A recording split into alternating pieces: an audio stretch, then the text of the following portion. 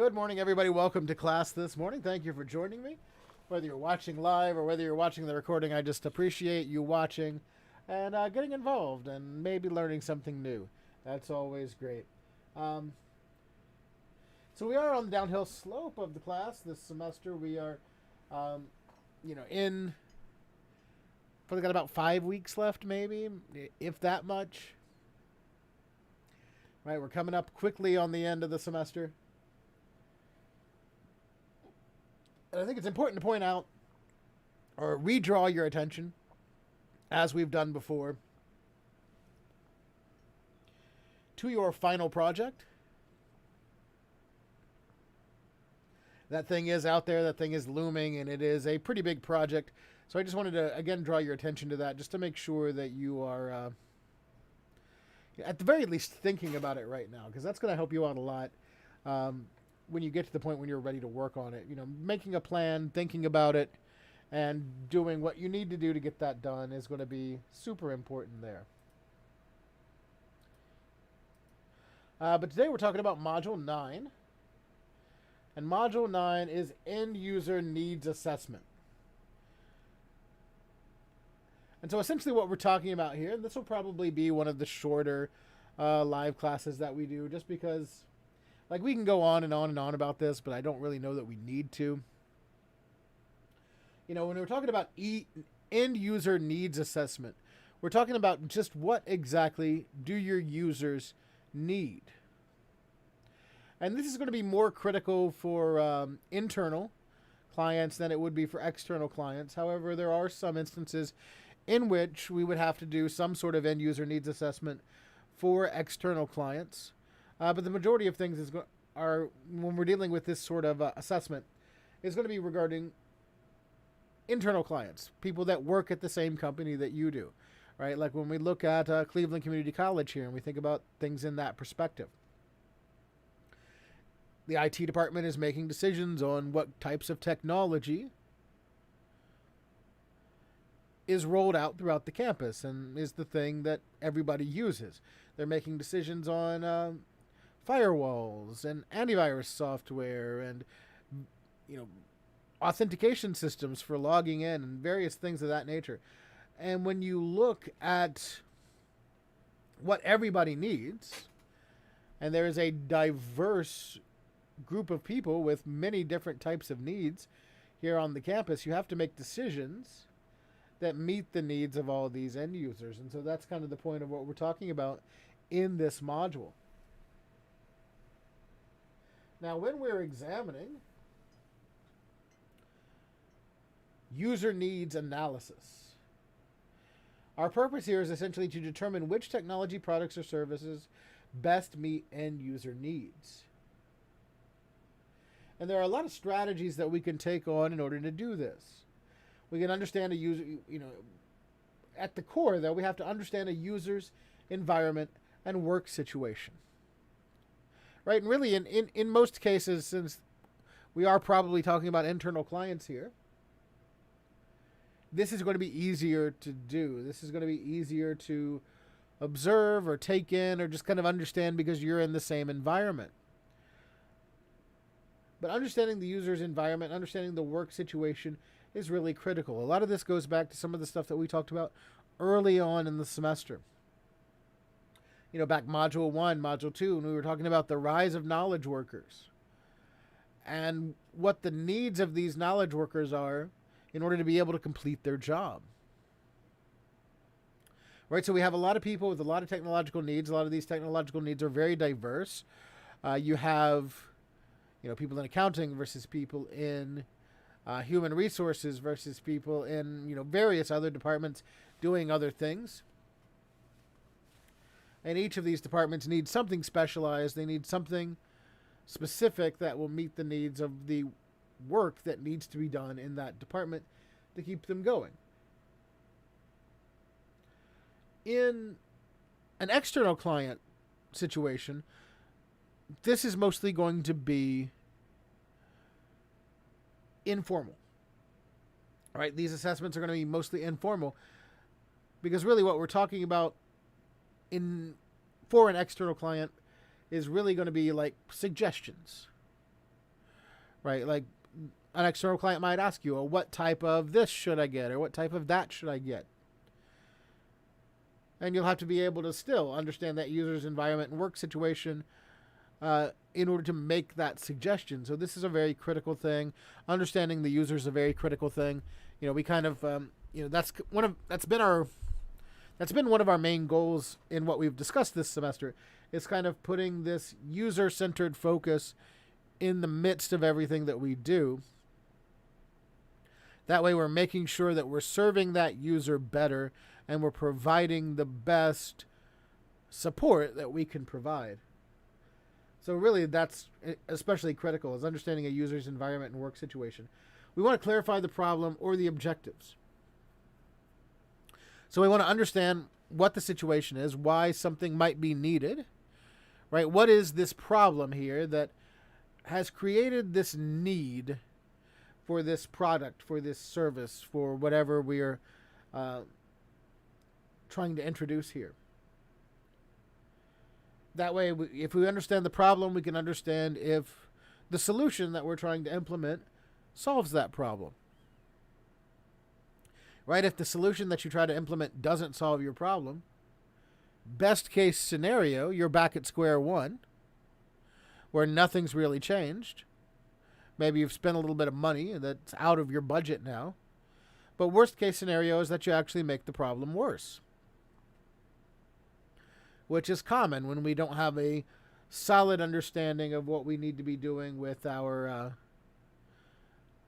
in terms of solving our problems with one of these situations.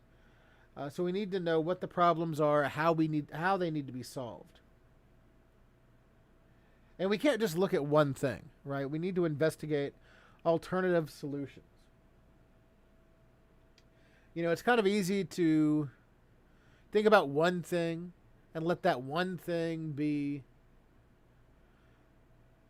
it, right? Like, oh, I've heard such great things about whatever company this is or whatever service this is.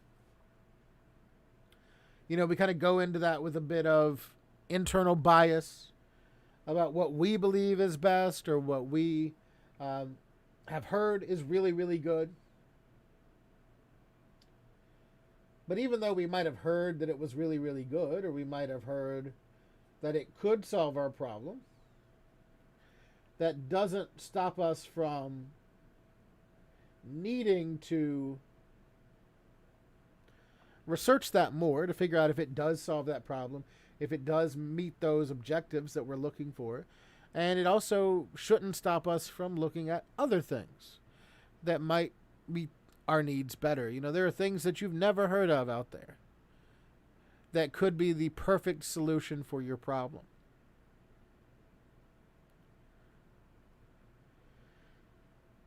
And so once we have this understanding of the problem and we can investigate alternative solutions, well, then we can decide, well, which of these solutions is going to meet these needs? Which of these solutions is going to solve the problem?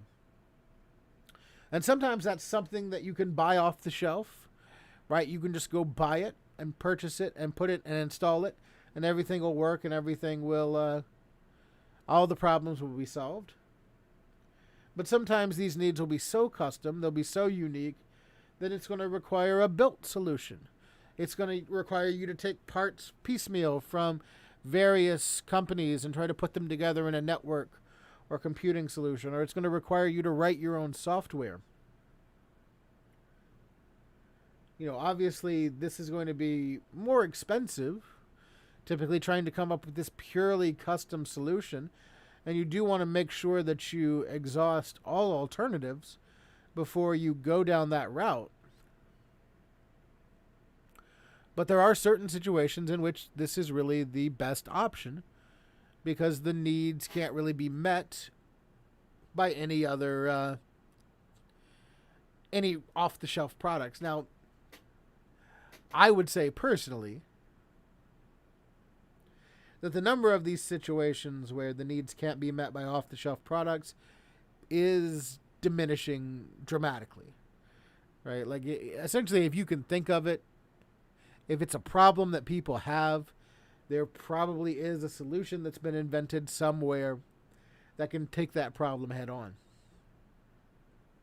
So really exhaust these off-the-shelf options before looking toward building anything custom. And there are a lot of different instances in which, you'll be asked to come up with this sort of needs assessment. Right? And again, these can be formal, these can be informal, they can be, working for internal clients, they could be providing suggestions to external clients. And we see that they work in both hardware, software, and services.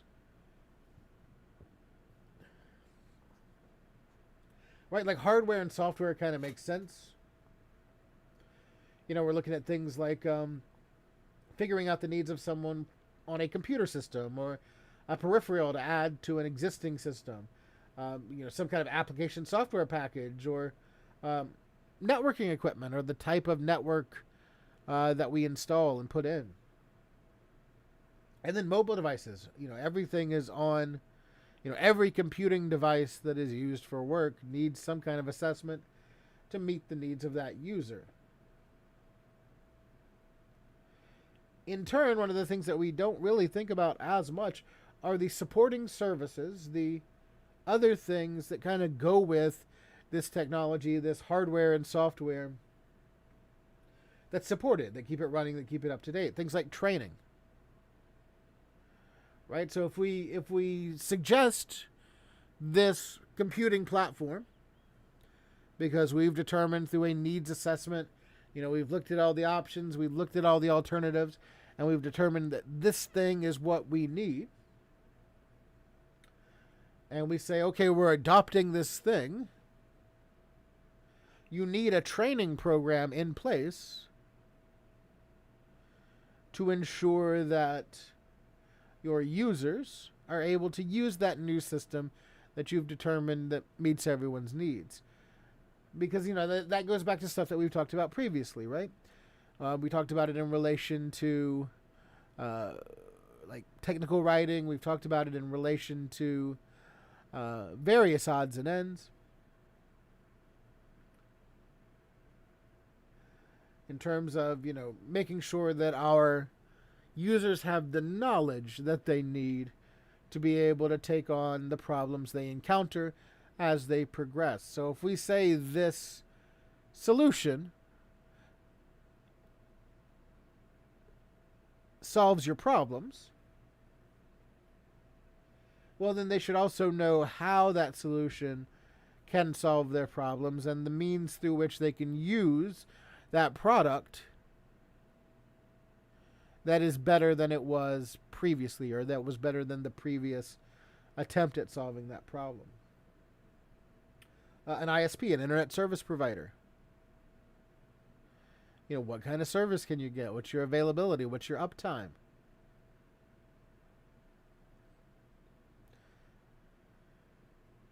And an online media backup service. Just all these services for, critical elements of people's jobs or critical elements of people's businesses that we might have to suggest or bring into an organization. And so we see 3 phases in a needs analysis process. And each of these 3 phases is really critical to making the right decision. We see the preparation phase, the investigation phase, and finally the decision phase. So in our preparation phase, we're understanding the problem. Right? We're laying out, well, what is the problem? What are the goals? How do we get our users from this problem state where they are now into the goal state where we want them to be? What are our decision-making criteria? What is the criteria we will use to look at whatever we are analyzing, whatever we are assessing, and saying, yes, this is good enough. Or yes, this solves the problem. What are those decision-making criteria? Stakeholders, who are the people involved, or who are the people that need to be involved?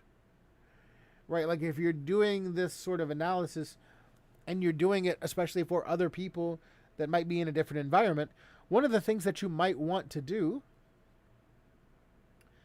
is bring some of those people in. Let some of those people test out the services, the products that you are thinking about suggesting or thinking about adopting.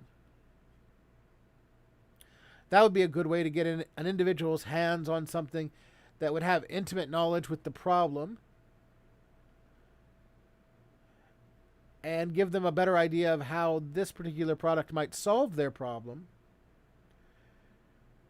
Getting those stakeholders involved can prevent you from making a very costly mistake as you're looking at buying these solutions. And then from our preparation phase, we move into our investigation phase. The goal of our investigation phase is to understand the present situation and the alternatives. So this is where we're starting to look at different solutions. What are the different solutions? How do these different solutions solve our problem? And again, it's not enough just to kind of look at the major players, the ones that are,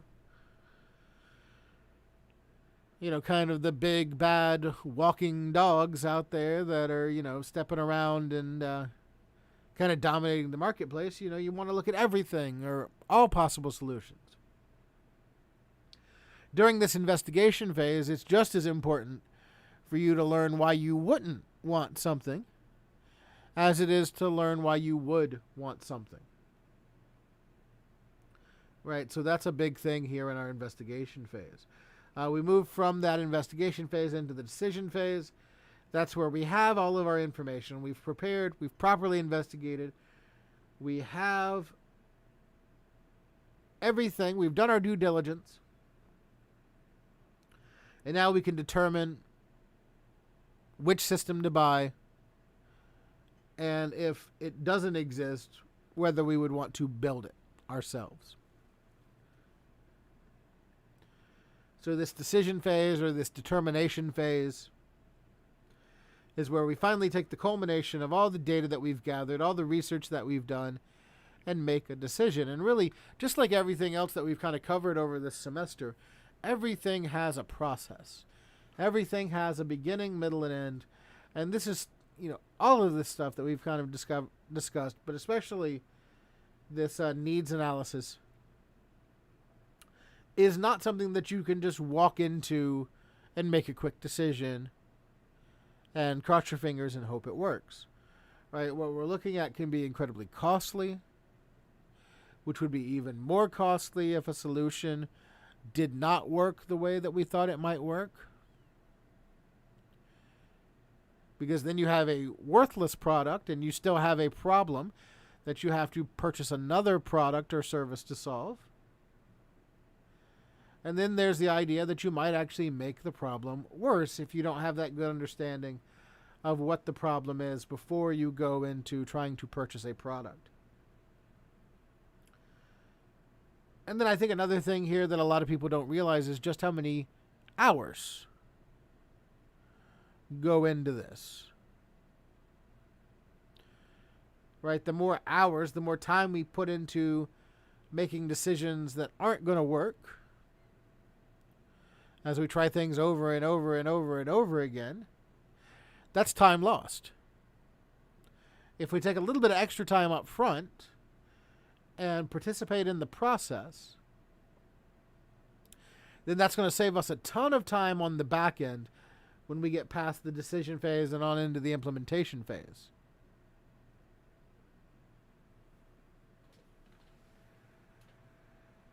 But when we're doing these phases, we have some activities that we can examine. We have some tasks under each of these phases that we can utilize to kind of make sure that we're doing the right thing. And we see here under each of these sort of headings, we have these steps and tasks that we should perform as part of the process.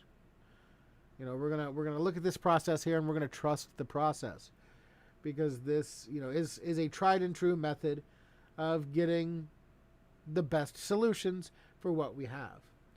But the first thing here, as we are preparing, we're going to understand the end users and the organization's goals. And I think that's pretty critical, right? And that adds a new little wrinkle into it that we haven't talked about yet. Because when we're looking at this analysis, and we're looking at the stakeholders who are a part of this analysis, we often talk about our clients, we talk about our end users, and we talk about the needs of our end users. But especially in situations like this where we have internal clients, the goals of these end users should mirror some of the larger goals of the organization. And so the impact of this product, whatever we are assessing, goes beyond general user needs and goals, but it expands also into larger organizational goals. Like if we can meet the needs of the most amount of people with this purchase, that's going to be ideal, because that's going to help the client, that's going to help the end user do their work, but it's also going to support the organization in making money, progressing the business, doing the things that the business needs to do. We want to understand the decision criteria and the constraints. What are the rules that we will define for ourselves as the things we are looking for? If something is worthy of being purchased, if we declare something solves the problem, it must meet the following criteria. And so at this point in this phase, we have to decide what these criteria are. And that's going to be very different for every project. But if we go into the investigation phase with this understanding that these are the things that we're looking for, these are the things that will solve the problem, then we could easily research products and say, well, this checks off all the boxes, or this doesn't check off all the boxes. And so that gives us a objective understanding of what will meet our needs and what won't meet our needs, which is critical, right? I think a lot of times we go into situations like this where we say, this looks like it'll solve our problems. This looks like it'll do what we want it to do. But we don't have that predefined set of criteria. And so, that makes things easy to overlook. That makes things easy to forget. All that sort of stuff, right? So we end in that sort of situation. Constraints are another place that we need to kind of sit on for just a second. Because there are going to be constraints. There are going to be barriers, right? Like in a business situation, you don't have an unlimited checkbook. You don't have unlimited space to install equipment. You don't have several things that might be required to make a specific purchase. Budget is a big constraint. If the most beautiful product ever that solves every problem perfectly, that would definitely meet all of our user needs, is $30,000 over budget, that's significant, and that's a constraint in getting that product. Now, one of the situations here might be where you'd have to kind of go back to the drawing board and try to find a new product that maybe meets 90% of your needs or 95% of your needs. Another thing might be to go back to the budget and see if these needs are that critical where they have to be solved. We might need to work with the budget to be able to make room for this product, right? So that's pretty critical. Defining the problem clearly just having a clear understanding of what the problem is, identifying the roles of the stakeholders. We've kind of already mentioned that. And identifying sources of information. Where can we go to learn about these things that we need to be learning about for this analysis? Like, obviously, you can go get information from the manufacturer's website,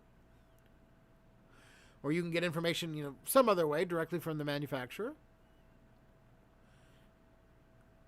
But I mean, they are going to have most likely some biased information, right? Because they like their product. That's what they're selling.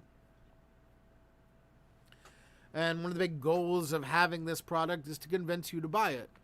So when we're just looking at manufacturers' websites, if we're just looking at those original creator websites for information about products, we might not be getting the full picture of what this product does or doesn't do and the needs that it can or cannot meet. So where can we go to get information outside of directly from the company? Maybe like one of the things that we commonly do, because it's sort of a friendly relationship between different community colleges and such, is we like to reach out to other organizations, other colleges, other universities that have bought products that we're interested in, and ask them, well, what do you do with it? What sort of needs is it servicing? Is it meeting those needs?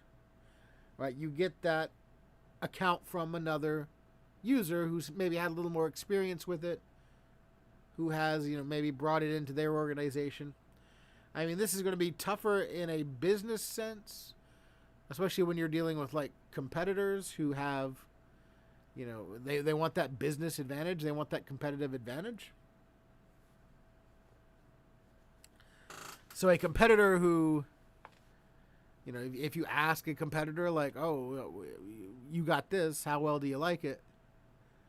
They might not be willing to, give up information on that, because that's providing them with a competitive advantage over your company. Right? So there's a lot of stuff to consider there, and you should look for a breadth, a wide variety of sources of information to try to do your research. But then once you have all of that, once you have this understanding of what's going on, who needs these things, what the criteria are going to be for, what it's going to take for this thing to solve the problem, where can we find information for the different things, then you start your investigation phase. And it's in this investigation phase where you're developing an understanding of the existing technology. And essentially what we're looking at here is we're looking at our major players. Right, our major players are easy to find. One quick Google for a specific solution type, and you get 2 to 3 major players that are putting out big products into the marketplace. And a lot of times these solutions are kind of seen as like the industry standard. Right, like especially a couple years ago, you might look at that by way of Cisco.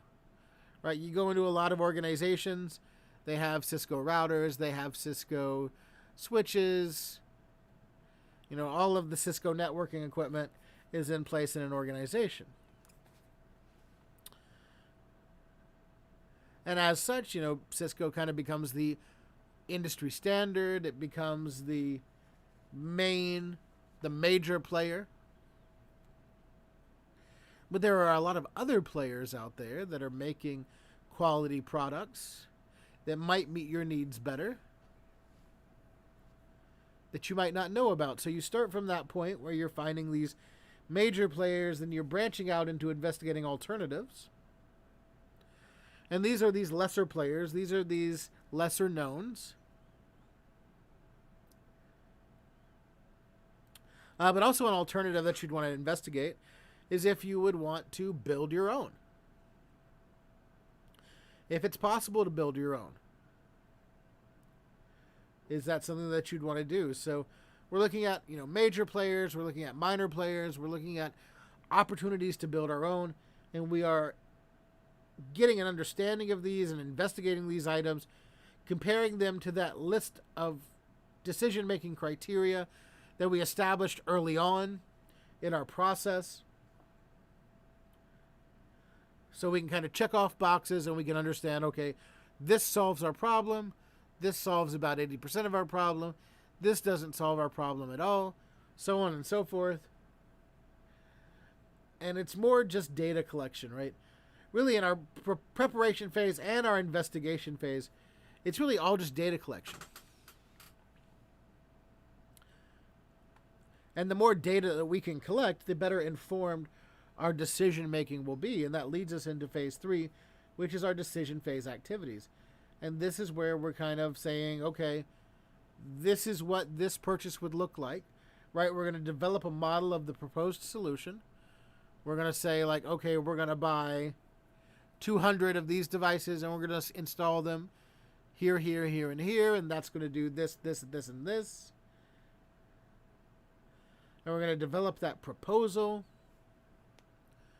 And based on that proposal, we can finally make that decision.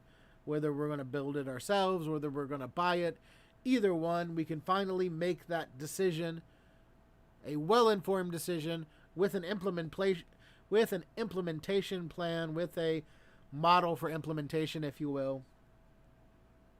Like, we're ready at that point, right? Like, we've got it on lock. We know.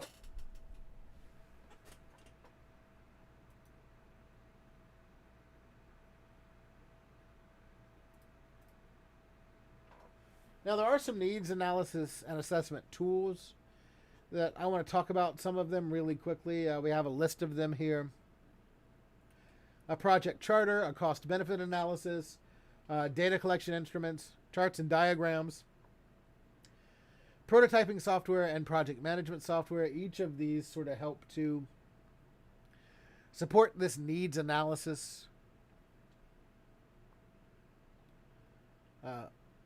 Process is the word I'm looking for. First, we can examine a project charter. A project charter is just a short narrative statement that describes the objective, the scope, the methods, the participants, the deliverables, the timelines, and defines project success. It essentially takes all of that preparation phase and all of the information that you kind of figured out during that preparation phase and puts it in a singular written document that you can have as kind of a point of reference as you continue throughout, the investigation phase and the decision-making phase. This is something that you're going to need, right? Because as we kind of looked at just a second ago, there's that initial phase is incredibly involved. Right, that preparation phase is incredibly involved, and there's a lot of steps to it, and there's a lot of key things that need to be identified that need to kind of permeate the rest of the process. And so if we don't have some kind of document that's going to outline every part of that phase, we're going to end up forgetting something. We're going to end up leaving something out. We're going to end up missing something crucial that we wouldn't have missed had we had this high-level overview in place. And it also kind of gives everybody, right, all the stakeholders, this common understanding of this is what the project is, this is what we're going for, this is what we've discussed, and this is the direction we're moving.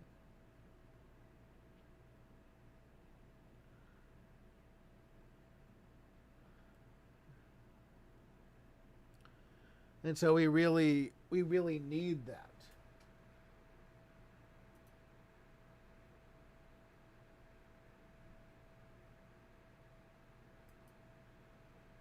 Our project charter should answer all of these questions.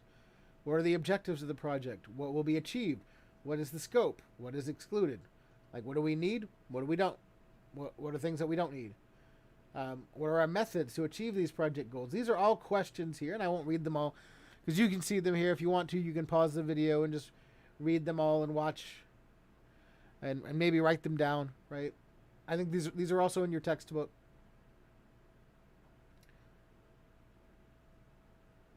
But these are all things that we need to answer these questions in our document. And we have an example, just kind of a template here. And again, this is something that you can kind of pause on for a second if you'd like, just so you can examine this template just in a little more depth. I'll even make it bigger here, just so you can see it a little bit better. But you can see it just kind of takes everything, it lays it out nicely and neatly, succinctly. You know, we have this document here that just defines everything clearly. And it's a document that we'd use going forward. From here, one of the things that we might want to do is a cost-benefit analysis. A cost-benefit analysis is a tool to help identify the costs and corresponding benefits of a proposed solution. So it's essentially how much does this cost versus how much will this help us, right? And there's sort of an inverse relationship with that, right? Like the more something costs and the less it helps you, the less you want it. Right? So if it costs a lot and helps a little, find another solution. If it costs a little and helps a lot, that sounds pretty good. Right? So developing one of these cost-benefit analysis is going to help us kind of compare and weigh the benefits of each alternative relative to the costs of these alternatives. So, you know, we can kind of look at this in like a side-by-side comparison type of format. And this is what really helps you kind of take each of these alternative solutions that we've talked about and look at them within a frame of reference that will help you understand just what the best things are for purchase in this project. And it is kind of important to look at what costs are and what benefits are. When we're talking about costs, we are talking about TCO. We're talking about total cost of ownership. So it's not enough just to look at the acquisition costs, to look at how much this thing is costing you now as you purchase it. But it's also important to look at the operating costs, the costs of ongoing, continuing operational costs. Right? And if you'll remember back earlier in the semester, we called this total cost of ownership. The idea that something has a purchase price and a continual operating cost. Then we have categories of benefits here, and these benefits can be tangible benefits or they can be intangible benefits. Tangible benefits are things that are, you know, kind of easy to quantify, right? Like we can put a number on them. Reduced expenses, increased productivity, increased revenue opportunities. But our intangible benefits are these sort of expected results that we can't really quantify. Things like quality of life. Right? Like, does it make someone's quality of life higher to have this product that they can access and use? You know, you can't really put a numerical value on someone's quality of life, but you can see it improve. So this is one of those examples of an intangible benefit. When we're looking at a cost-benefit analysis, we're looking at, you know, some of these things. We have these examples of costs and benefits here. Again, I'm not going to read this slide. You can pause it here if you want to read it yourself. I'll even make it bigger so you can have an easier time reading it. But again, I think this is also in your textbook. We'll just give you a second to pause that so you can read it.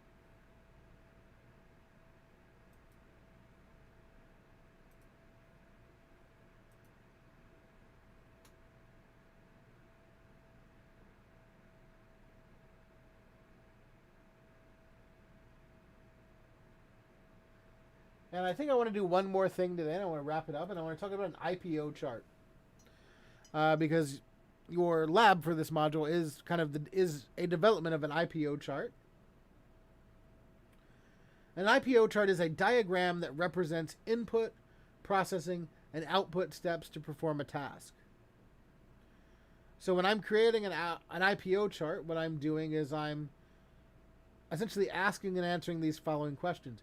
What information do I need to perform a task? What tasks do I perform to process or transform the information? And what results are produced when I'm finished?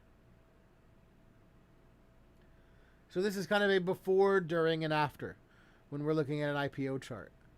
What do I need to be able to do this task? What information do I need? What is the process? During the task, what do I need to do to be successful? And then what do I get out of it? What are the results that I get from it? And so we see an example of that here. Right, in this case, like we're looking at stock prices. Right, we have an input, we have a processing step, and we have an output step. So our input here is like downloading the current stock prices from a website. What do we need to do before we're doing it? Right, and we can kind of look at this IPO chart in a frame of reference to that three-phase process for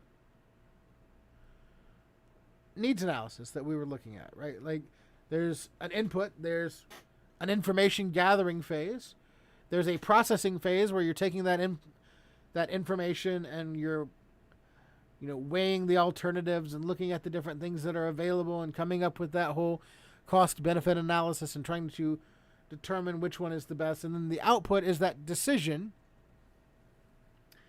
where you finally decide what you're going to buy or build. And so that's what we're looking at here. We have an input where we're kind of gathering information, where we're downloading stock prices from a financial website. We have a processing step where we're updating our total values in our spreadsheet. And then we have an output step where we're sending that report to a client.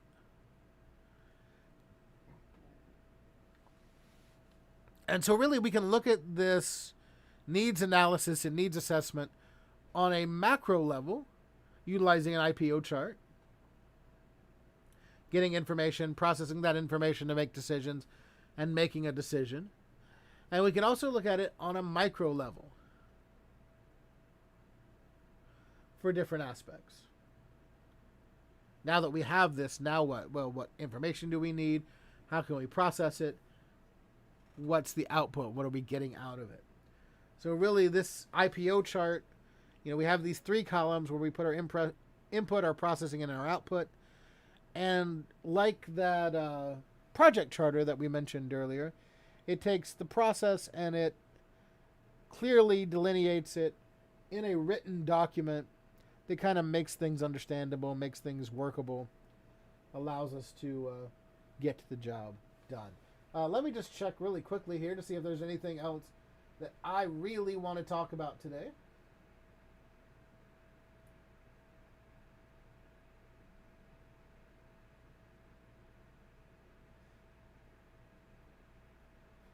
And I don't really think so, come to look at it. So I'm going to kind of stop here. That's where I'm going to stop for today.